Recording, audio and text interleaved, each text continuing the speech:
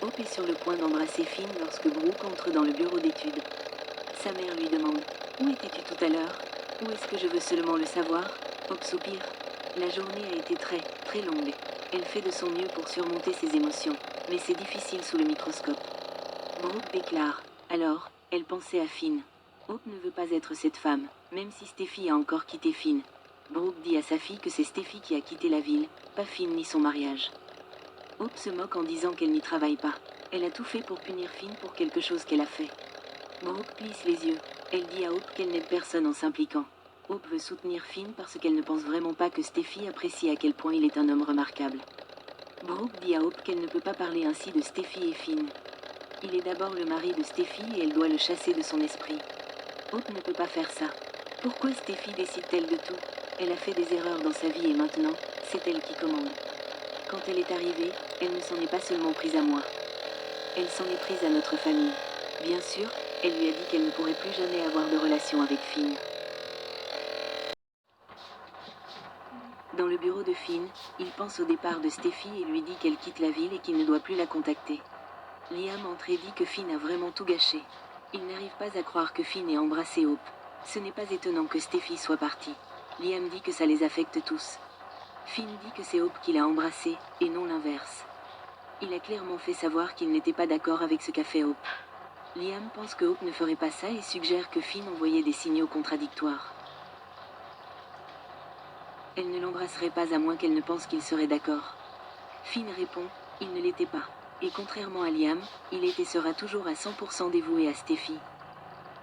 Et comme il ne sait pas où elle est ni combien de temps elle va être absente, elle est ma seule préoccupation pour le moment. Il suggère à Liam d'aller parler à Hope. Liam le fera, mais il ne veut pas que Finn fasse comme s'il n'était pour rien dans tout ça. Ce n'est pas la première fois que Steffi doit s'enfuir.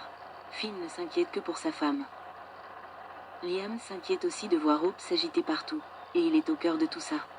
Il ne cesse de semer le chaos dans la vie de Steffi, et peut-être que s'éloigner un peu serait salutaire pour elle. Liam est contrarié par le comportement de Finn. Il contrarie Steffi, elle lui pardonne, et ça recommence. Finn dit qu'il a demandé à Steffi de rester et qu'il s'inquiète maintenant de savoir où elle est. Dans l'appartement de Luna, où elle a enfermé Steffi dans une cage. Elle dit qu'elle ne peut pas la laisser partir car elle a tué Tom et Hollis et que personne ne doit le savoir. Steffi appelle à l'aide, mais Luna lui rappelle que l'immeuble est vide et que personne ne l'entendra. Steffi supplie Luna de la laisser partir, mais Luna n'a aucune intention de la libérer. Steffi demande pourquoi Luna a fait ce qu'elle a fait. Luna dit que Steffi n'a aucune idée de son passé. Elle a grandi en allant d'un endroit à l'autre pendant que sa mère se droguait. Elle ne supportait pas l'idée que Tom Star soit son père, un parfait inconnu. Steffi voit bien que Luna essayait d'attirer Bill, mais lorsqu'elle rappelle gentiment à Luna qu'il n'est pas son père. Luna affirme qu'ils ont un lien. Luna explique qu'elle a vu sa mère se rapprocher de Bill et qu'elle a donc tout fait pour que cela se produise. Elle s'est rendue sur le dark web pour acheter un faux test de paternité, qu'elle a échangé quand personne ne regardait. Elle a toujours voulu l'aide de Lee, mais celle-ci n'a jamais été là pour elle jusqu'à ce qu'elle arrive avec le test, ce qui n'a fait qu'aider Luna dans son plan. Bill allait même faire d'elle une Spencer, ce qui lui aurait apporté toute la stabilité dont elle avait besoin. Mais quand Tom Star est apparu, elle a dû protéger ce qu'elle avait construit à tout prix. Steffi rappelle à Luna qu'elle a eu une belle vie avec RJ. Mais Luna voulait le pouvoir d'être une Spencer. Elle savait tout de Tom Star, car ce n'était jamais un secret. Elle lisait les lettres depuis des années, alors lorsqu'elle a découvert qu'il travaillait à Il Giardino, elle a dû l'arrêter. Steffi pose des questions sur Hollis. Luna dit qu'il a été un dommage collatéral car il a trouvé les lettres.